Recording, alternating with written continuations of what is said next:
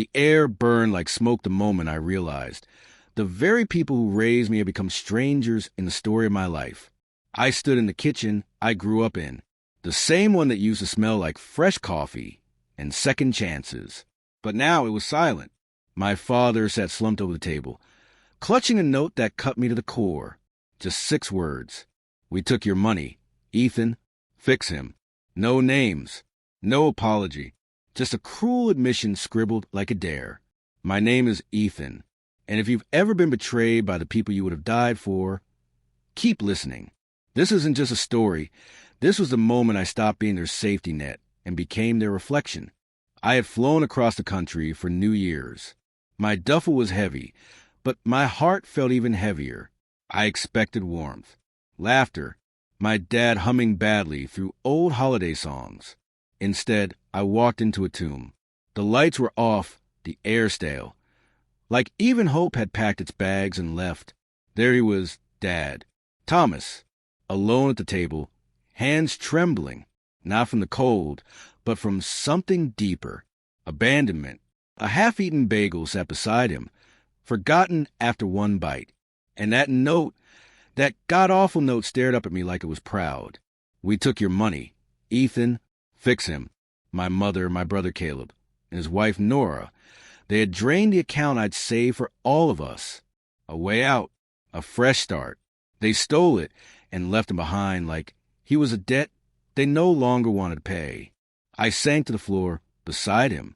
It felt colder than concrete, like betrayal had seeped into the tiles. Did they say anything? I asked, brushing crumbs off his sleeve. His eyes, heavy and hurt, met mine. They said we'd all leave together, he whispered. But they left me behind. I swallowed hard, tried to choke down the heat rising in my throat. I tucked him into bed like I was the parent now. I made tea, let it steam in the silence.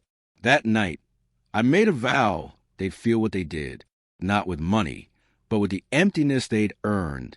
3 days later, there was a knock at my door.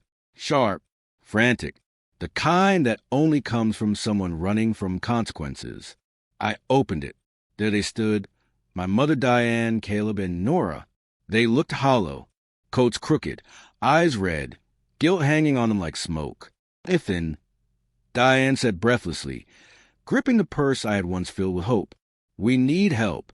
Something happened. I leaned on the doorframe, my voice like a slow fire. Yeah, something happened, all right. You left Dad with a cold bagel and a note while you partied on my dime. Caleb dropped his eyes, jaw clenched. Nora picked her chipped nails, the same ones that once sparkled in selfies. We didn't mean to, Caleb began. Didn't mean what? I snapped. To steal his only chance of happiness? To celebrate while he sat alone? Diane's voice cracked. We thought you wouldn't come. You're always working. That one stung. Because I always was there. Every crisis. Every missed payment. Every sobbing phone call. I was the invisible support behind their chaos. But in their minds, I was just a giver with no limits. I let them in, not out of pity, but to watch them dig their own graves. We didn't spend everything, Nora muttered. No, I said, sharp as a blade. You left enough for an ER copay and half a breakfast. Thoughtful. Then Diane broke.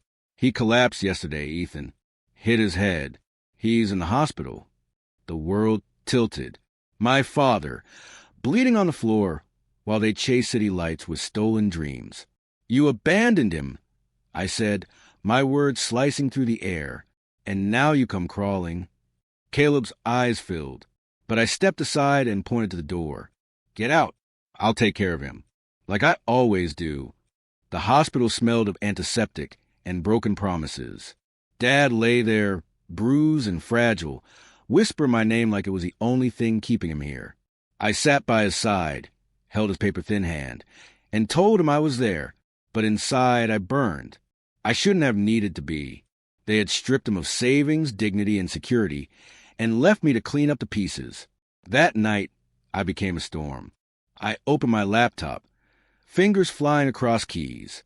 I froze their accounts, blocked their cards, marked every charge.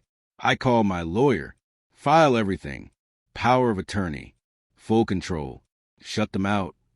By morning, Caleb called, his voice laced with panic. Our car defrozen. Rent bounced. I smiled, calm and cold. Sucks, doesn't it? Living without my money. He hung up, and for the first time, I felt free. The messages poured in after that. Texts, voicemails, emails labeled urgent. Diane's hit hardest. We just wanted to feel free again. We didn't think he'd get hurt. Free, while my dad lay in a pool of blood.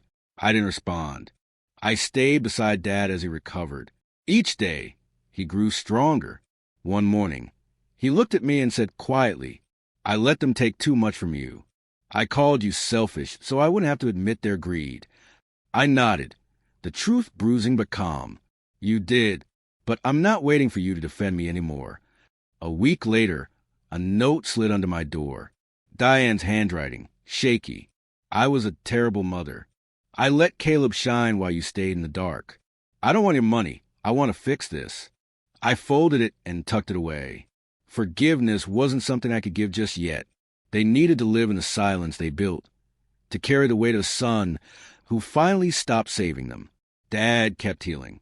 He laughed again, watched old westerns, fed ducks at the park.